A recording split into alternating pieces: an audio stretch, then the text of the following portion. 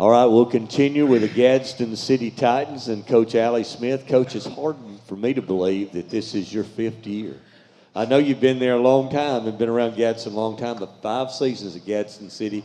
Would you comment on this year's team and maybe let these guys introduce themselves, or you introduce them for us today? Well, yes, yeah, it don't seem like 5. It just goes by when you're always there working. But to my right, I have Matthew Sparks, Luke Waldrop. To my left, I have Jarrell Brasher and Kevin Brooks. I have Matthew's a junior, and the other 3 are seniors. We typically bring seniors. One of them got invited to a camp today, and so at the last minute we changed one. Yes. This year we're excited to kind of pick up off of where we left off from last year with our team. Finishing 7-5. One of the biggest things what we're trying to figure out is, what happened within those 5 ball games. How can we be better and build in where we don't lose those 5 and see where we can finish at the end of the 2023 season. We have a young football team, but we are excited. I think they're going to be an exciting group to watch play. We're a very talented group, so we look forward to the challenges that we face this year in terms of our schedule. And so we are excited to see what our young men can do with where we're going now. Coach, last year I believe you had 27 seniors on the team last year, something like that. You said this is a young team. How many seniors are you going to depend on? Now talk about returning starters, maybe on offense and defense for us. Well, this year for us, this is our COVID babies. These guys right here, this is the group that came in as 8th graders going in 9th grade that they couldn't go in the building to work out. This was the COVID group. And so for us, we got about 14 seniors. 15, one of them had a season-ending injury. He was an all-state kicker for us, and Gabe Burrito. But this group right here, they've been here. They hadn't missed, hadn't had any of them to leave out. When we thought some would join us back when we went back into the building. But this group of seniors, they understand the hard work. They actually had to play early. So for them and for us, we're excited for what they can do with their class. Pretty much defensively, we have about 4 starters returning. And offensively, we have a lot of guys that played a ton, but we don't have but really 2 guys that actually started returning. Well, Coach, it's been a long process for you, changing the culture of Gadsden City football. Of course, you dropped down to 6A. I think that helps in the line. You get to play a lot more teams around this area that you're a lot more familiar with, and you don't have to do all those long trip travels like it's been in the past. Has that helped the program? Absolutely. When you look at the schedule, who we had on there when we were in 7A and we were playing in the Wild Wild West, to be honest, week in, week out, when we could match up with any of those teams with our first 11 on either side. But when you get into the depth of things like that, it hurts you a little bit there. But we think that the playing field for us where we at now is very even. So we're excited. We have built the depth back up. Again, with our COVID group, we looked at that about 3 years ago, and so we consolidated our middle school guys, and we told our 8th to be 9th graders a year ago that they would have to play like sophomores, and then every class had to play really a grade up. So we right there, so we kind of planned for the low numbers of a low senior class for the 2024 class.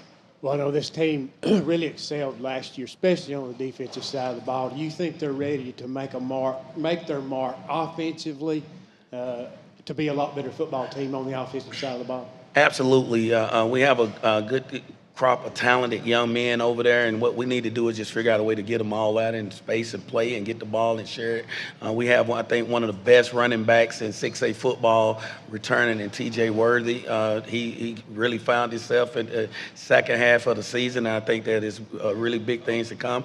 Last year we went into the first half of the season thinking that we're going to have a guy that started 10 ball games the year before, and then we lost him at our quarterback, and so we ended up bringing a sophomore in, kind of trying to find our way through that. So we have a lot of guys returning on the offensive side of the ball in the skill position area that we're really excited about. Coach, just to go along with that, obviously these 2 gentlemen to your left, you have a good problem to have, 2 very good quarterbacks. What kind of do they bring to the table differently? How are they similar? And what kind of do they bring to the table that's unique, and how do you see it kind of getting them both game time this year? Well, the biggest thing for us with these guys right here, the similarity is they both work their tails off. They're both very competitive, wanting to win, wanting to play at a very high level. You know, we don't, obviously we're not in college, so we don't get a chance to red shirt one or do this or do that. We're in high school, so what we figure out is, hey, let's find our best 11 guys and get them on the field. So, you know, these two both are one of our best 11 guys, and so they'll be on the football field. We'll get creative and make sure that we get our best guys on the field. Coach, I remember sitting at Chick-fil-A doing your coaches show, and you started out a offer there forever, and you looked at me and Reggie, you said, y'all guys don't leave me. And we said, we ain't going nowhere, because we knew what was coming. And each year you've won more games than the year before, and I don't see that slowing down at all.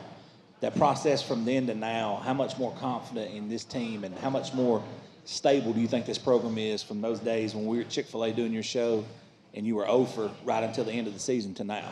Well, I tell you, that's a great question. I sit back and when I look at things that I do or don't have to do as a head coach now, and then I understand when I walk in the weight room or go out for conditioning or when we line up for just specialty or anything like that, our kids understand the process of the hard work. They understand if I don't have to look for them at 5:30, 5:40 in the mornings when they're supposed to be there, or if we change the practice in the evening, the communication there, they understand and holding each other accountable. They still boys, and they still kids, but they understand the process and the hard work and the competitive nature. A couple years ago, we would go out and we go to 7-on-7s, OTAs. When we first started that, we kind of knew we was going to take our lumps. And so right now, we feel good about going out and competing. And that's the biggest thing in the building. When they come in, kids know they got to compete. This question is for the players. Kind of piggybacking off that, about last year, you guys, got over that hump, made the playoffs, and, went to the second round. As players, what do you feel like you have to do to kind of take that next step and go a little further this year? Oh, well, I personally believe, the mindset, the kind of, winning mindset, I feel like the past couple of years we've had that, dog mentality, but bring it to a different level and knowing you're going to win instead of, guessing if you can compete with them, knowing you're going to win is just going to help everything out, I feel like. I think we just need to come together as a team. We need to hold each other accountable, be at practice, and that'll help us get farther. Basically, accountability. Accountability, we just got to come together one by one, day by day, week by week, play as a team. Be more physical, more coachable. And yeah, just like they said.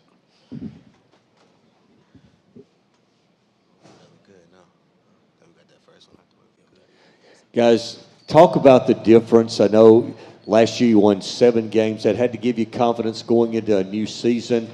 Talk about the confidence that you gained in making the playoffs for the first time in several years for Gadsden City. How does that motivate you going into this 2023 season? Got a question for me or the players? Yeah, for the guys. I feel like every year you go into the year thinking you're going to make the playoffs and, expecting whatever you're expecting, state championship, region championship. So, I just feel like, you got to expect what you're wanting. And last year helped everybody, build confidence knowing what we can play with these teams. In the past, I guess there's a couple times where you ain't really knowing if you can compete, but now it's they got to play us, we ain't got to play them. I feel like it gives everybody, it lets them play loose. They're not uptight about if we win or lose. They have confidence that we know we're going to win every week. I feel like it set a fire behind us, letting us know that we can make it, maybe even go further. Just like he said, we can go further, stuff like that.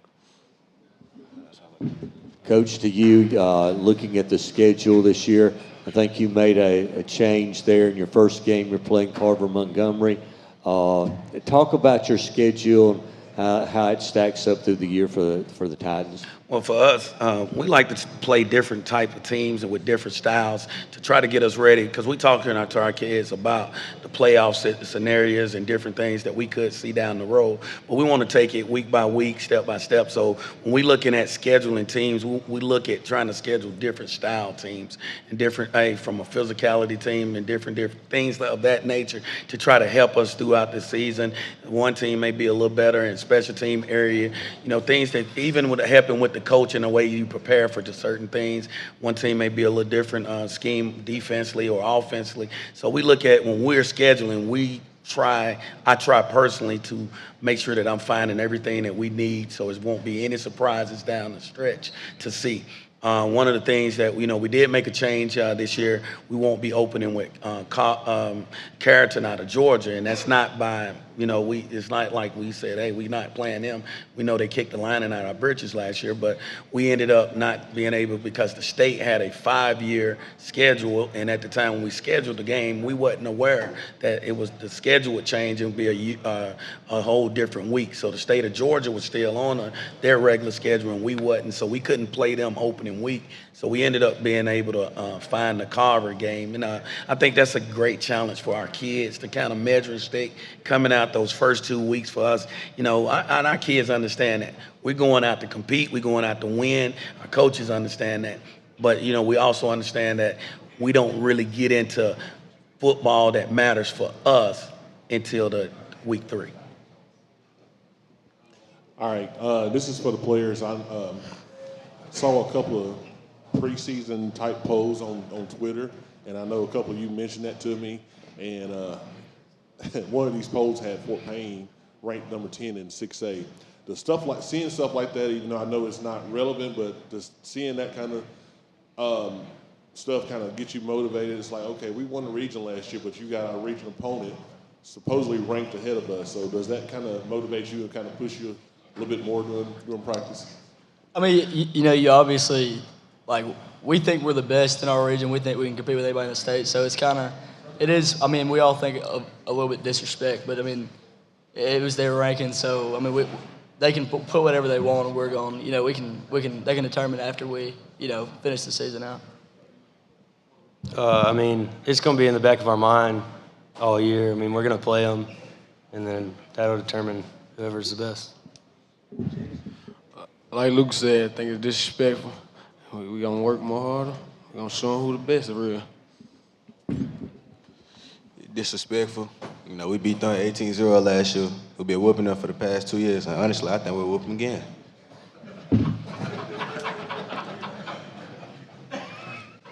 That'll wrap us up for Gadsden City today, guys. All right, go Titans. Thanks a lot. We appreciate you.